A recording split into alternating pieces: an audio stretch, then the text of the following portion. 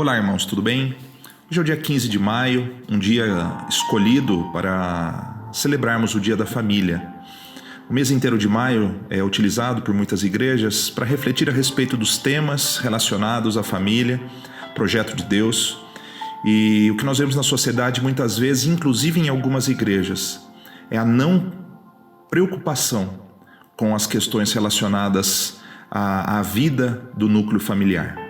Nossa igreja tem o privilégio de ter um pastor de família, ter um ministério que se dedica ao cuidado de cada uma das áreas que envolvem o ambiente familiar. Nós temos uma equipe que se preocupa com as crianças, com os adolescentes, com os jovens, com os casais, com os adultos de maneira geral, e temos procurado nos aperfeiçoar nisso. Mas, acima de tudo, nós temos a responsabilidade individual de cada um de nós, independentemente das características do nosso núcleo familiar, seja ele composto por pai, mãe e filhos, ou somente por pai e mãe, ou marido e esposa, ou tio, tia, não importa qual seja a composição da sua casa, o seu papel é fundamental. O papel de ser uma luz em momentos de trevas, um apoio no momento de tribulação.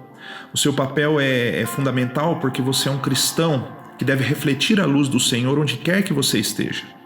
E mesmo que você se sinta hoje um fracasso, muitas vezes angustiado porque está num momento de tribulação, eu gostaria de convidar você a voltar os olhos para o alto, para o Senhor, e confiar que depois dos dias de luta e de tormenta, o Senhor pode fazer da sua vida uma vida de vitória, um testemunho de vitória para outras pessoas. Confie nele, independentemente do momento pelo qual você esteja passando, seja um momento de dor, de luta ou um momento de vitória. Seja você um agente de transformação da sua casa. Glorifique o nome do Senhor e propague a verdade de que a família é projeto de Deus e é nele que nós devemos buscar a solução para as nossas lutas e os nossos problemas. Que Deus abençoe você, a sua casa e todos os seus. Boa noite, igreja. Agora eu tô estudando nessa quarentena, eu tô estudando bastante e também tô ajudando minha mãe. E tô lavando bastante a louça, tô ajudando ela a lavar a louça. E agora eu tô fazendo um suco de laranja. Deixa eu cortar aqui minha laranja.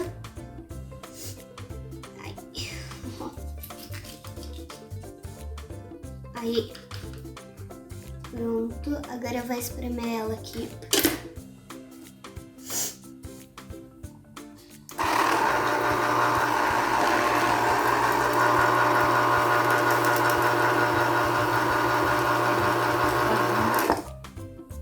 Pronto. Agora eu vou mostrar aqui onde eu estudo. E é aqui, ó, onde eu estudo, né? Aqui é onde eu fico vendo os vídeos. E aqui é onde eu estudo, nessa mesa aqui. E também minha mãe trabalha muito. E também o meu pai e eu e meu irmão brinca bastante. Aí a gente brinca muito, que a gente faz algumas bagunças de vez em quando. Mas depois a gente ajuda minha mãe a guardar, né? E também eu tô com saudade dos meus amigos que tem aí, e também tô com saudade dos meus professores, e também tô com saudade da igreja toda. E um beijo.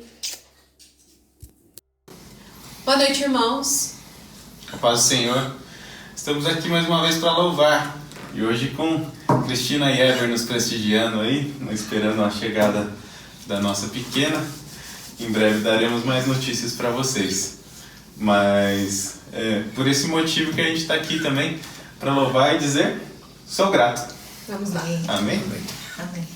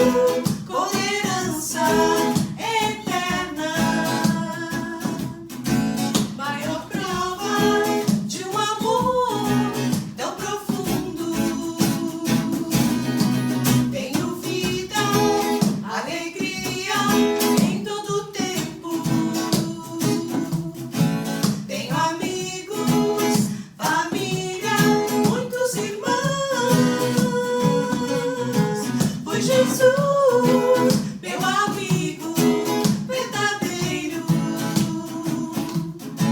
que fez tudo ao me dar a salvação. Louvarei ao Senhor em todo tempo, seu louvor estará continuamente em meus lábios e também no coração. Jesus Cristo será sempre minha canção.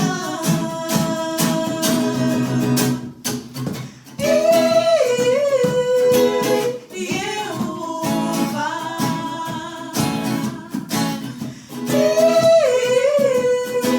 E eu louvar.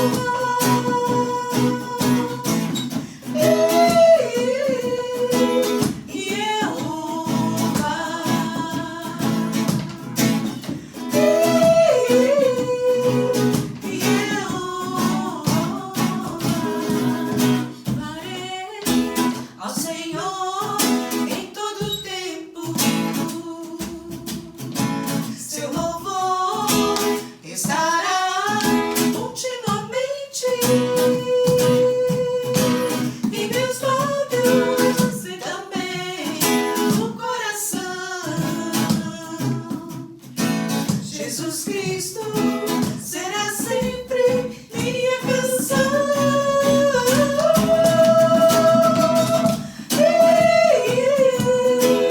E eu louvar.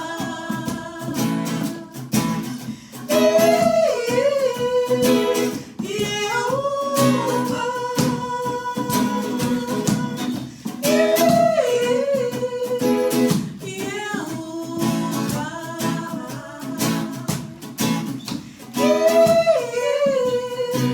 E eu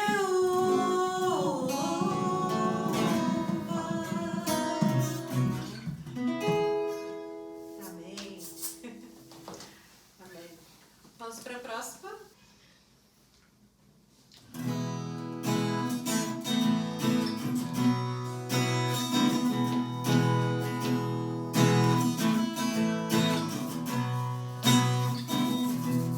Jesus, em tua presença, reunimos-nos aqui, contemplamos tua face e rendemos-nos a ti, pois um dia tua morte trouxe vida a todos nós e nos deu completo acesso ao coração do Pai. O véu que separava já não separa mais. A luz que opera apagada agora brilha e cada dia brilha mais. Só pra te adorar e fazer teu nome grande e te dar o louvor que é devido. Estamos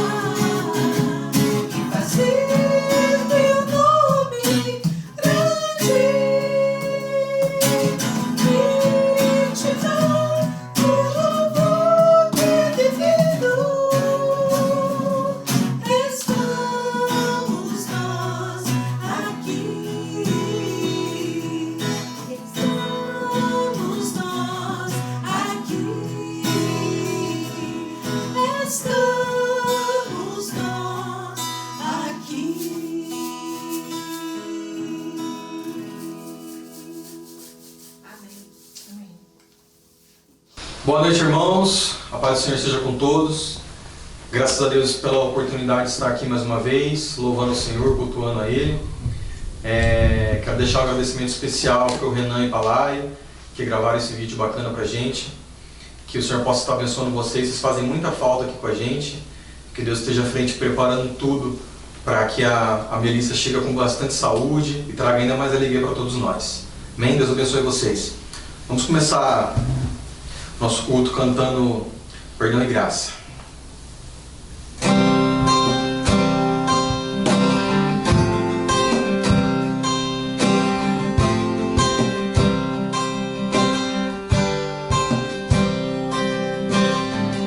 Confesso a ti, Senhor, que fraco eu sou, tão fraco eu sou, mas forte tu és. Eu venho a ti, Senhor, sem nada pra dar, só quero pedir, vem ajuda-me, ó Deus.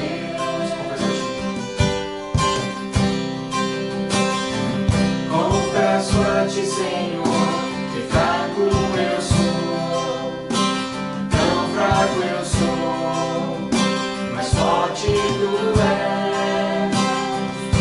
Eu venho a ti, Senhor, sem nada pra dar, só quero pedir, vem que ajuda-me, ó Deus.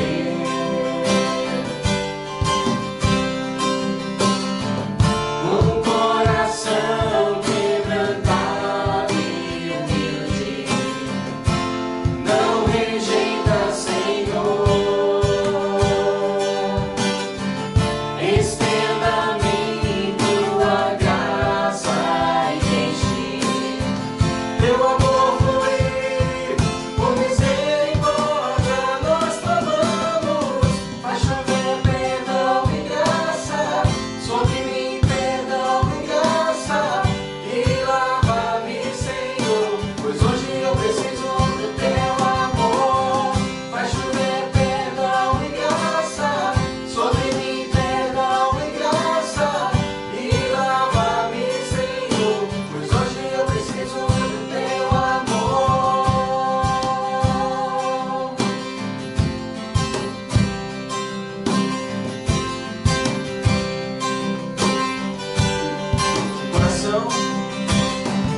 Um coração quebrantado e humilde, não rejeita, Senhor. Estenda-me tua graça e deixe teu amor fluir.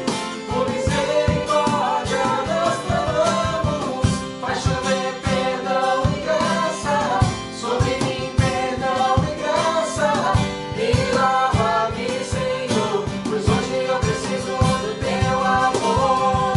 Faz chover perdão e graça sobre mim, perdão e graça, e lava-me, Senhor, pois hoje eu preciso do teu amor. Faz chover perdão e graça sobre mim, perdão e graça, e lava-me, Senhor, pois hoje eu preciso do teu amor.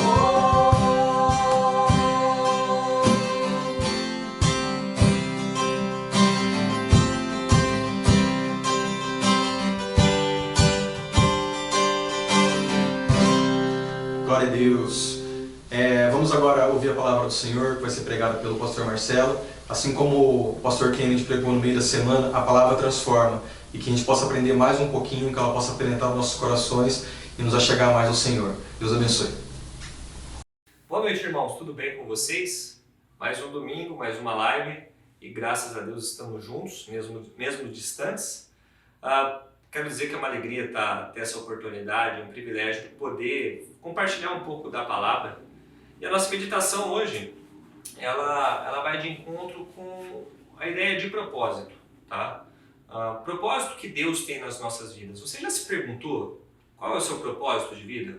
Propósito de vida como cristão, propósito de vida que você tem profissional, propósito de vida que você tem familiar. Os propósitos, eles podem ser os mais variados possíveis, mas nós somos cristãos e como cristãos nós devemos compreender o plano como um todo de Deus nas nossas vidas e entender que para cada um ele tem um propósito e ele nos escolhe para um propósito, tá? Então o tema da nossa mensagem é escolhidos para um propósito. E antes da gente pegar o texto que a gente vai hoje se aprofundar, vamos entender o que significa a palavra escolhido. Eu não vou entrar aqui nos debates teológicos que as pessoas gostam, entre calvinismo e arminianismo, não é o meu objetivo. Meu objetivo é analisar a palavra escolhido dentro de um contexto das Escrituras e como é extremamente relevante nós compreendermos para a aplicação do nosso chamado. Então, a palavra escolhido ela vem do grego eklegomai.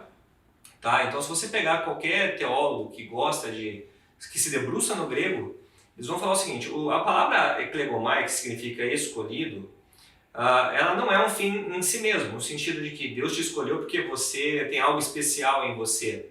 Não, nós somos alcançados pela graça. E a partir do momento que fazemos parte do corpo de Cristo, nós somos escolhidos e nós temos um propósito de Deus. Então, o propósito que nós temos nessa escolha é algo positivo. Então, a palavra eklegomai, ela vai significar chamado para uma finalidade, né? Então, essa finalidade, ela dentro de um plano do Senhor, é algo macro, né? Algo que Deus está vendo, nós não estamos vendo. Então, vocês vão perceber que nas Escrituras, quando Deus chama alguém, dá receio, dá medo. Quando Deus nos chama, a gente fica com medos que são naturais de como vai ser o futuro, o que eu vou fazer desde então, porque eu tenho limitações, eu tenho dificuldades. Mas a ideia do chamado que nós temos, da palavra escolhido, é realmente algo que vai primeiro nos acrescentar como pessoas individualmente. Deus vai trabalhar as nossas vidas, Deus vai nos capacitar e depois a gente vai ver o sentido mais amplo do chamado, a ideia de que o chamado vai nos levar a locais, a pessoas e nós seremos bênção a partir do momento em que nós somos usados pelo Senhor. Então, quando a gente fala aqui, lembra daquela música lá? Somos escolhidos dentre todos. Essa ideia de ser escolhido realmente é um privilégio. É um privilégio pertencer à igreja e pertencer a um ministério e ter um chamado em cima disso. Eu acho que os pastores já falaram e eu comento muito. Eu acho que na minha última mensagem a gente estava falando sobre isso. A gente não pode reduzir o chamado de Deus aos pastores. Tá? Só o pastor é chamado, só o pastor tem que abrir mão, o missionário tem que abrir mão do seu local e tem que ir para outro lugar. Não, a partir do momento que nós somos cristãos, somos chamados a fazer a diferença no local onde nós estamos. Então, vamos entender que a ideia da palavra escolha implica em dois tipos de chamado, né? Você tem um chamado que é individual, que é seu, que é particular, e Deus, a partir desse chamado, ele vai desenvolver dons e talentos em você, vai te capacitar. E nós temos um chamado como igreja, como coletivo, como corpo de Cristo, né? Que é nação santa, povo adquirido, sacerdócio real, né? Nós temos esse livre acesso ao Pai. Então, como igreja, a igreja triunfante no sentido de que ela vence as portas do inferno, é o chamado da igreja como um todo. Mas nós temos chamados que são individuais. E vamos entender hoje através da vida de uma pessoa que eu tenho uma alegria de poder estar pregando sobre essa mensagem, porque eu me lembro quando eu era adolescente, a minha mãe ia na igreja e ela comprava algumas revistas que contavam a história desse personagem, que é Moisés. E de tanto que eu lia a história de Moisés, eu acabei sendo meio que decorando a história dele, porque ele foi o primeiro personagem que me impactou. Então, eu nunca preguei isso na igreja, é a primeira vez que eu vou pregar sobre esse texto. Nosso texto hoje, o nosso estudo está lá em Êxodo, capítulo 3 e capítulo 4. Eu vou dar uma sintetizada nos textos para a gente poder refletir nas partes principais. Mas é legal poder pegar o aspecto principal desses dois textos, que é o que? É o diálogo de Deus com Moisés e principalmente o chamado de Moisés, né? Deus preparando Moisés para algo que seria bem desafiador. Então vamos lembrar do contexto. Quando a gente estuda a história ali em Êxodo, a gente tem que entender a história pregressa, anterior, né? Vamos lembrar que Deus ele tem em Gênesis capítulo 12, ele escolhe Abraão e fala para ele sair da tua parentela e ir para um lugar onde Deus o chamou. Deus ele faz uma promessa, uma aliança com Abraão, né? Falando que ele seria uma grande nação, né? Que daí ele fala tão incontável quanto as estrelas, quanto a areia do mar. Ele repete esta promessa a Isaac e depois repete a Jacó. Vamos lembrar que Jacó, ele foi habitar ali no Egito depois que José tinha se tornado governador. Então vem todos os filhos e habitam no norte do Egito, nas terras de Gósen. Porque os egípcios eles acreditavam, e aí a gente vai ter alguns historiadores que vão falar a respeito, de que a ideia de ser pastor de ovelha não era uma coisa bem vista pela sociedade egípcia. Então eles habitavam num local lá no Egito, onde eles puderam crescer, se fortalecer e se multiplicar. Então por um período de 430 anos eles vão crescendo, e aí quando você pega Êxodo capítulo 1, você percebe que há um problema para o faraó. O faraó fica com medo, porque diz lá o texto que, em Êxodo capítulo 1, que o faraó não conhecia José. Vamos lembrar que José foi um dos grandes governadores ali do Egito, que soube administrar o Egito em uma época de uma grande crise.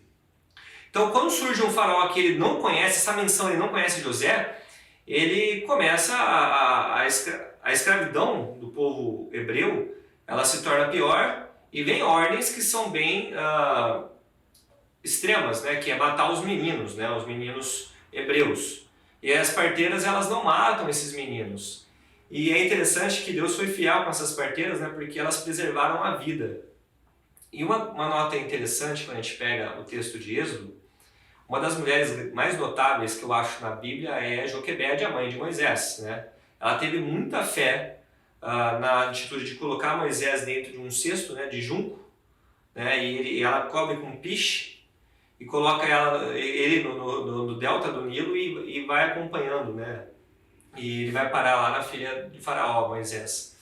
Então a história de Moisés ela começa a se desenhar dentro ali de um povo que está sendo oprimido, está sendo escravizado, e Deus, com sua fidelidade, conduz o filho de uma hebreia até a família real egípcia, né, que ele é criado pela filha de Faraó. Só que chega um momento, a Bíblia ela relata pouco a infância de Moisés, em que Moisés ele cresce e ele vê a opressão que o povo está passando, ele mata um egípcio e esconde o corpo. Só que pessoas sabiam o que tinha acontecido, então ele foge porque o faraó procura matá-lo. Então é dentro desse contexto que surge o chamado de Moisés, porque ele vai para a terra de Midian. E quando ele vai na terra de Midian, ele conhece a esposa dele, Zípora, ele tem o filho dele, Gerson. E aí tem um texto que é bem interessante, né, que está lá em Êxodo capítulo 2, versículo 23 ao 25, diz: Depois de muitos dias, morreu o rei do Egito. Os filhos de Israel gemiam sob a servidão e por causa dela clamaram, e o seu clamor subiu a Deus. Ouviu Deus o seu gemido e se lembrou da sua aliança com Abraão, com Isaque e com Jacó. E viu Deus os filhos de Israel e atentou para a sua condição. Nesse momento, Moisés ele está lá nas terras de Midian. Segundo Lucas, que é lá no livro de Atos, vamos lembrar que o livro de Atos ele foi escrito por Lucas, o mesmo que escreveu o Evangelho, Atos capítulo 7, quando ele está relatando ali o sermão de Estevão, Atos capítulo 7, versículo 30, fala que durou um período de 40 anos, né? Desde que Moisés ele foge do Egito até Deus chamar ele, é um período de 40 anos. Só que a gente vai ver algumas coisas interessantes. Primeira coisa que a gente vai perceber que ressalta o texto é que o povo sabia que tinha um Deus. E eles clamaram a esse Deus pelas misericórdias dele, e Deus ele não se esquece da aliança. E aí começa o nosso estudo, que é quando Deus, olha que interessante, gente, isso é de uma profundidade. Quando a gente percebe a questão do chamado, de como Deus escolhe as pessoas, lembre-se que sempre começa pelo Senhor, é Deus quem escolhe. É Deus que alcança a gente, né? Porque se for por nós, a gente tem um problema de ter uma natureza pecaminosa, caída e propensa ao mal. Mas você vê, Deus ele vai atrás de Moisés, e é um dos diálogos que, aí é a minha opinião, eu acho um dos diálogos mais belos do Antigo Testamento. Diz assim, está lá em Êxodo capítulo 3, a gente vai ler dos versículos 1 ao 6, diz assim: Moisés apacentava o rebanho de Jetro, o seu sogro, sacerdote de Midian.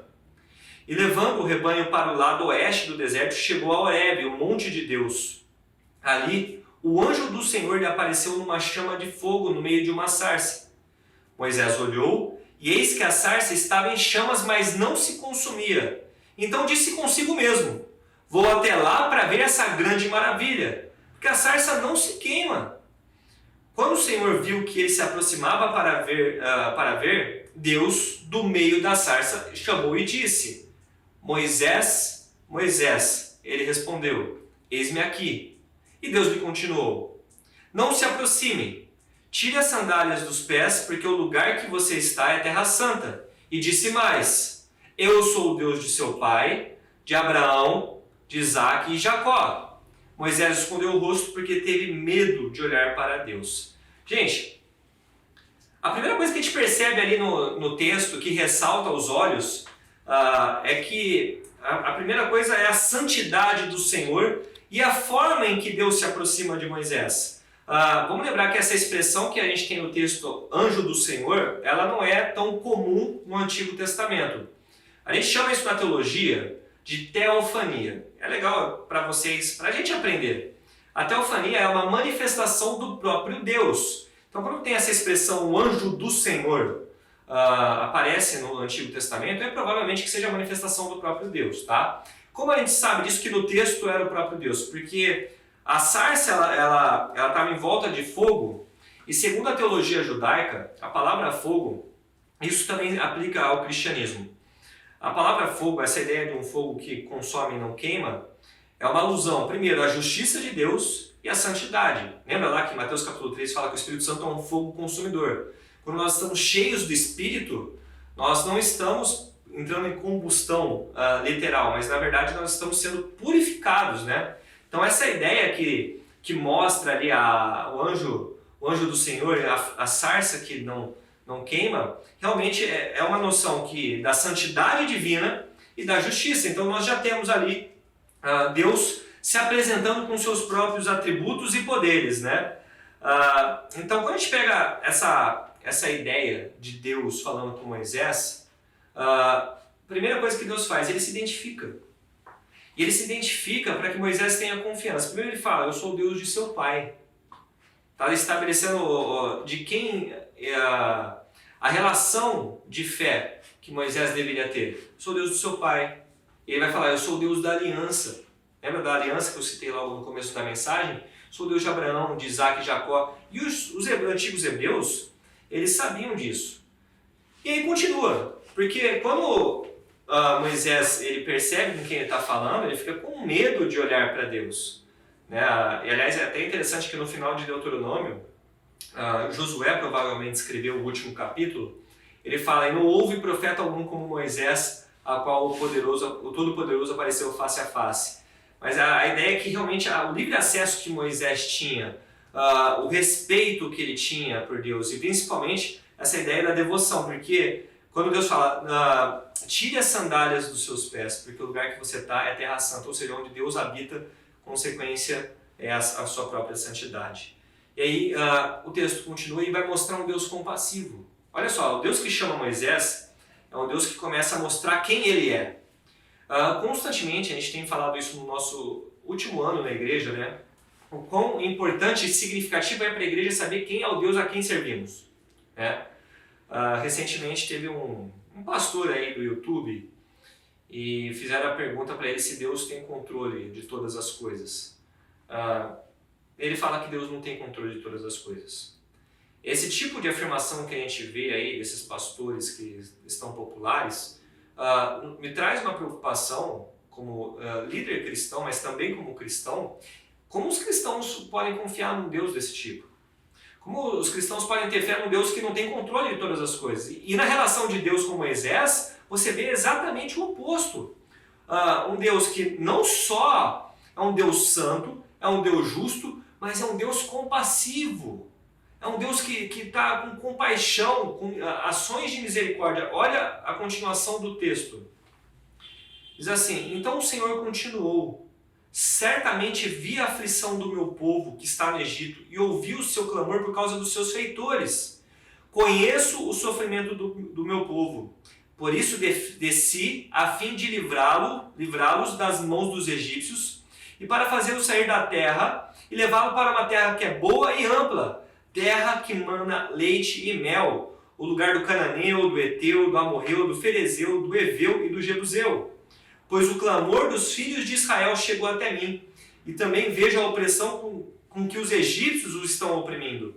Agora venha e eu enviarei a Faraó para que você tire do Egito o meu povo, os filhos de Israel.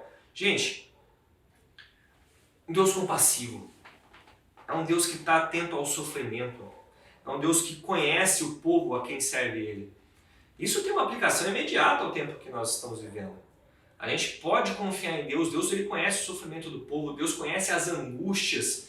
E você vê que Deus ele move pessoas. Olha lá, Deus ele escolheu Moisés com um propósito positivo, né? De fazer algo que é para a vontade dele, para a glória dele. Então, lembra que o texto ele fala, eu vi, eu escutei, eu me compadeci. As expressões é sempre Deus falando que é ele que está sentindo isso. E ele vai capacitar alguém a agir em justiça para retirar o povo de uma escravidão.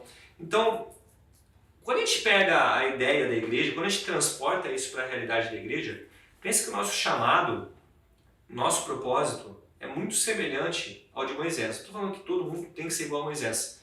Mas como igreja, nós temos o propósito de lembrar que tem pessoas que hoje estão numa escravidão espiritual da mesma forma em que os antigos hebreus viviam uma escravidão física.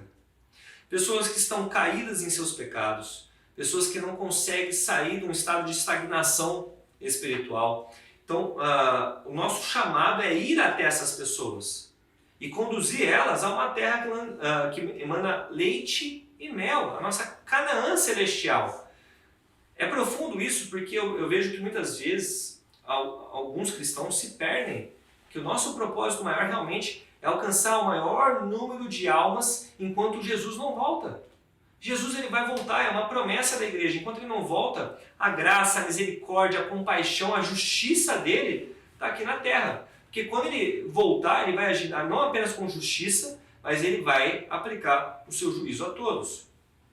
Então, quando você percebe essa ideia que Moisés ele está sendo chamado por Deus, porque Deus está vendo a necessidade de um povo, é a mesma coisa. Deus ele conhece a história como um todo, ele conhece os alvos a quem ele tem e ele prepara pessoas para cumprir esse chamado. E é isso que está acontecendo com Moisés. E olha, até agora, pouco se tem de Moisés, aqui é só Deus falando. Só que agora a gente vai ter algumas questões de Moisés que é interessante a gente estudar. Porque depois que Deus ele fala essas coisas, ele se apresenta, Moisés fala, está lá no versículo 11 do capítulo 3. Então Moisés perguntou a Deus, quem sou eu para ir a Faraó e tirar do Egito os filhos de Israel? A primeira coisa que a gente tem em Moisés é dúvida. Dúvida sobre quem ele era. Porque se você pegar a história de Moisés, Moisés tinha matado uma pessoa, né? Ele quis agir com justiça, mas ele agiu de uma forma desnecessária e fora do tempo, porque Deus ele faria isso. Mas eu não vou delongar em todos os aspectos das desculpas de Moisés, porque as desculpas de Moisés são muito semelhantes às nossas, tá? Quando eu falo que a gente precisa humanizar os homens do Senhor, homens e mulheres de Deus na Bíblia, é no sentido de que a gente tem que ser condizente com o pecado, com as falhas deles, mas é olhar para eles, pessoas que eram limitadas, mas pessoas que depois das suas limitações foram fortalecidas pelo Senhor, tá? Mas tem 5 coisas que eu acho bacana, né, que quem fez teologia já deve ter estudado, né? As 5 desculpas de Moisés. A primeira é essa que está no versículo 11, né, que ele fala que ele não era ninguém, quem sou eu, né? Depois ele vai falar que não sabe o nome do Senhor, e daqui a pouco eu vou tocar a importância do nome de Deus. Depois ele vai falar que ele não tinha prova, como é que as pessoas vão saber que realmente eu sou servo do Senhor, daí Deus ele faz um milagre, que é a ideia do cajado que se transforma em cobra, né? E a mão que fica leprosa. Depois ele fala que, daí ele fala, não, mas eu sou um homem pesado de língua. São 5 etapas que você percebe que quando Deus ele vai falando com Moisés, ele sempre tenta dar uma desculpa ou outra, a gente faz isso. E talvez essa é um dos chamados mais profundos no sentido do diálogo que Deus tem com Moisés. E depois ele fala que ele não quer ir. É bem semelhante a Jonas, né, quando é chamado para ir pregar em Nínive e ele não quer ir, ele vai para outro lugar. Então essas 5 desculpas que a gente tem em Moisés, e Deus ele vai falando, tem uma hora que no texto, no capítulo 4, fala que a ira do Senhor se levantou contra Moisés. Porque Deus está mostrando, e Deus afirma várias vezes, eu serei contigo. Gente, isso é uma esperança que nós devemos ter sempre.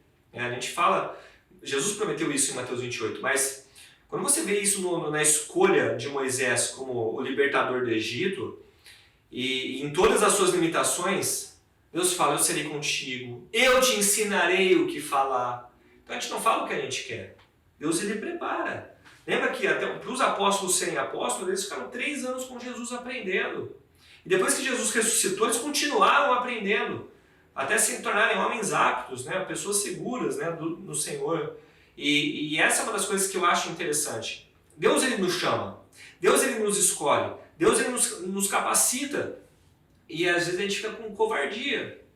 Né? Eu posso falar várias vezes para vocês e não tenho por que não falar quantas vezes eu fui falho em meu chamado, quantas vezes eu fui covarde em não fazer a vontade do Senhor e ver que Deus ali estava cuidando de todas as coisas. Deus, ele estava suprindo. E ele continua a suprir. Né? Em períodos de pandemia como a gente está vivendo, olha quanto Deus, ele tem movido a igreja, ajudado pessoas. Aliás, é uma coisa que é digna na nossa comunidade. As pessoas se ajudando financeiramente, com sustentos, questões de alimentos. Isso é extremamente importante. Deus é fiel, Deus é conosco. E é exatamente isso que ele fala a Moisés. Você pega o versículo que a gente fala, eu serei contigo. E aí vem a parte que eu acho que é a cereja do bolo, né, do texto. Que quando Moisés ele começa a apresentar a primeira desculpa, o versículo seguinte Deus diz assim, vamos continuar a leitura. Diz, Deus respondeu, eu estarei com você, e este será o sinal de que eu o enviei. Depois que você tiver tirado o povo do Egito, vocês adorarão a Deus neste monte. Moisés disse a Deus, eis que quando eu for falar com os filhos de Israel e disser, o Deus dos seus pais me enviou a vocês, eles vão perguntar, qual é o nome dele? E o que lhes direi? Deus disse a Moisés, eu sou o que sou. E disse mais, assim você dirá aos filhos de Israel, o eu sou me enviou a vocês. Assim você dirá aos filhos, o Senhor, o Deus dos seus pais, o Deus de Abraão, o Deus de Isaac e de Jacó, me enviou a vocês. E este será o meu nome eternamente, e assim serei lembrado de geração em geração. Gente, Deus ele mostra 2 coisas para o povo acreditar em Moisés. Primeiro, ele é o eu sou. E eu estava pesquisando o significado disso no hebraico, porque a ideia do eu sou não é uma ideia abstrata, está lá no campo das ideias, ou é um Deus que está distante. É muito pelo contrário. Quando Deus ele usa essa expressão eu sou, primeiro, ele é a razão da existência, da minha e da sua e de tudo que está aqui na Terra. Tudo que está no universo, ele é a razão de toda a existência. Ele é soberano, ele está no controle de todas as coisas, porque a implicação do eu sou é tão forte para nós que uma vez perguntaram para um pastor no programa, né, quem é Deus? Ele falou, Deus é. Deus é a razão da existência, né? Então, a nossa... como posso explicar isso para vocês? Quando a gente sente aquele vazio, esse vazio ele é preenchido porque Deus é a razão da existência. Então, aquilo que eu tinha como vazio eu já não tenho mais, porque é Deus que preenche. Ele é um Deus pessoal, ele é um Deus que proporciona salvação, é um Deus que se preocupa, é um Deus que vai até os homens. É um Deus que ele é eterno, mas ele age na história. Então a implicação dessa expressão eu sou me enviou é para que eles tenham fé e convicção que Deus tem o poder para fazer todas as coisas. A segunda implicação dessa expressão do eu sou é que logo depois Deus ele relembra a questão da aliança. Ele fez uma aliança com os patriarcas. E é exatamente nisso que Moisés e todo o povo a quem ele vai pregar devem depositar a confiança. É nisso que eles devem ter fé. Então, no propósito de Deus, na vida de Moisés, a escolha dele, primeiro, era a libertação do povo no Egito. Ele tinha prometido isso a Abraão. Ia tirar o povo da escravidão, porque Deus se moveu pela compaixão, sabendo que esse povo estava sendo oprimido. Por isso nós cristãos, e gente, pelo amor de Deus, é até estranho hoje em dia, em questões de caos político que a gente está vivendo, ter que falar isso. O cristão ele deve ser totalmente contra a qualquer tipo de injustiça e opressão social, independente se é direita ou esquerda. Nós devemos realmente nos preocupar com aqueles que estão sendo injustiçados, com aqueles que estão sendo massacrados, com aqueles que estão sendo violados, com todas as manifestações de injustiça em que a nossa humanidade apresenta. Nós devemos ser os portadores da justiça do Senhor, arautos da paz. Né? E é para isso que Moisés foi chamado. É para isso que eu e você nós somos chamados, porque nós como igreja devemos ser mensageiros do Evangelho das boas novas, modelos de Jesus Cristo. Então, quando a gente for pregar para essas pessoas que estão escravas espiritualmente, escravas dos próprios desejos carnais, vamos lembrar que vai ser uma batalha árdua, mas nós não estaremos sozinhos. Olha que interessante, e a gente vai concluir, porque a gente pega lá, e agora a gente está lá em Êxodo capítulo 4, tá? Só para quem estava acompanhando aí, a gente leu de Êxodo capítulo 3, a gente leu do versículo 1 até o versículo 15. Agora a gente vai lá para Êxodo capítulo 4, no finalzinho do capítulo 4. Você tem ali o versículo 28, ele diz assim: Moisés relatou a Arão todas as palavras do Senhor, com as quais o havia enviado, e todos os sinais que lhe havia mandado realizar. Então Moisés e Arão foram e reuniram os anciãos dos filhos de Israel. Arão falou todas as palavras que o Senhor tinha dito a Moisés, e este fez sinais diante do povo. E o povo creu. O povo creu. E quando ouviram que o Senhor havia visitado os filhos de Israel e visto a aflição deles, inclinaram-se e adoraram. Gente, isso é profundo. Moisés, com todas as limitações, com as 5 desculpas que vocês vão encontrar em Êxodo capítulo 3 e em Êxodo capítulo 4, com todas as desculpas que ele deu, no final Arão foi ajudar a ser o porta-voz de Moisés. E veja que o povo creu porque viu em Moisés em Moisés e Arão, servos do Senhor. E eles mostraram sinais, né, que Deus estava com eles. A mesma forma que Deus agiu com eles é a mesma forma que Deus age conosco, mediante a pregação do Evangelho. Nós pregamos o Evangelho, nós somos testemunhas, mostramos em nossas vidas o Evangelho. Se pessoas se convertem, não é por nós, é porque o Espírito Santo ele age na vida das pessoas. Não vai ser, às vezes você vai ter pregadores que são péssimos pregadores, a gente já comentou sobre isso. Você vai ter pessoas que não vão abrir uma boca, não vão abrir a boca para pregar, mas tem um exemplo de vida que motiva as pessoas, mas ainda assim, quando essas pessoas vêm ao Senhor, não é por nós, é apesar de nós. É porque o Espírito Santo age todo o momento. O Espírito Santo está sempre nos dando forças. Isso é para nos encorajar. Pessoal, eu concluo essa mensagem com um desafio a você.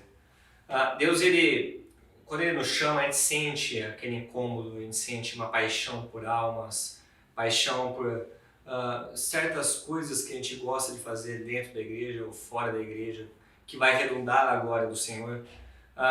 Lembre-se o seguinte, todo chamado a gente vai ter que abrir mão de alguma coisa, a gente vai ter que reconhecer as nossas limitações para que nós possamos ser pessoas preciosas nas mãos dele. Então lembre-se o seguinte, não desanime, né, por qualquer coisa que aconteça, né? Lembre-se que é Deus quem te chama. É Deus quem confirma o teu chamado. E é Deus que te capacita.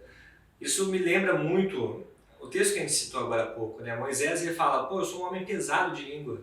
E Deus fala, eu vou te ensinar o que falar. Então Deus está sempre no cuidado, porque a obra é dele, né? A glória é dele. Nós cremos num Deus que está em missão. Então eu te desafio realmente a colocar em oração o que Deus tem proposto na sua vida. Eu não vou aqui induzir os ministérios ou chamados, porque são diversos, né? Se vocês quiserem lá ler, apenas por uma questão de indicação, Romanos 12, Efésios 4, 1 Coríntios 12, 1 Coríntios 14, são textos que falam de ministérios na igreja, mas coisa que a gente pode desenvolver o nosso chamado.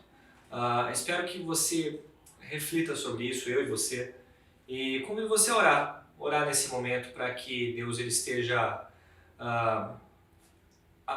avivando a sua igreja, esteja mostrando à sua igreja a vontade dele. Vamos orar? Senhor, nós te agradecemos por esse dia. Obrigado porque o Senhor tem sido um Deus fiel nas nossas vidas. E hoje nós fomos desafiados pela vida de Moisés. Muitas vezes nós nos assemelhamos a ele, Pai, nas desculpas, em querer evitar, Pai, um compromisso mais sério. mas que o Senhor esteja trazendo à nossa memória, através do Teu Espírito Santo, tudo aquilo que está em nós que não agrada ao Senhor. Que o Senhor esteja nos santificando, esteja nos purificando, ó Pai, para que possamos fazer a Tua vontade e que as pessoas possam olhar em nós, verdadeiros servos do Altíssimo, servos do grande Eu Sou. Obrigado, Pai, pela vida da nossa igreja, a vida dos nossos irmãos. Esteja colocando no coração de cada um, ó Pai, o Teu chamado, o Teu querer e a Tua vontade. É o que eu vou agradecer em nome de Jesus. Amém. Irmãos, Deus abençoe vocês. Um forte abraço.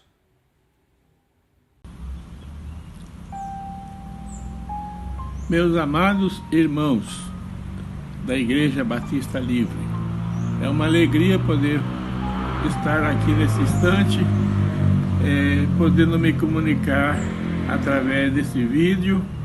É uma bênção saber que os irmãos me amam e também é uma bênção saber que Deus tem nos ajudado até esse momento e vai nos continuar ajudando até o fim de cada um de nós. O Senhor é um Deus que tudo pode, um Deus que tudo sabe, um Deus que ajuda. Nós também agradecemos pela bênção do nosso pastor Lucas, que tem ajudado, abençoado a igreja. Ele tem sido uma bênção para toda a igreja e para cada um dos nossos irmãos. Também agradecemos porque sem o Senhor nada somos. Precisamos do Senhor a cada instante da nossa vida. Muito obrigado. Que Deus abençoe cada irmão da nossa igreja e todos os nossos parentes que estão em todas as igrejas. Que sejam todos abençoados pelo Senhor. Fica conosco e nos ajude. Oramos agradecidos em nome de Jesus. Amém. Amém. Graças a Deus pela palavra do Senhor. Vamos continuar louvando a Deus. Essa música fala assim que o Senhor mudou a nossa vida com falar e que isso possa ser uma verdade em nossas vidas. Em nome de Jesus.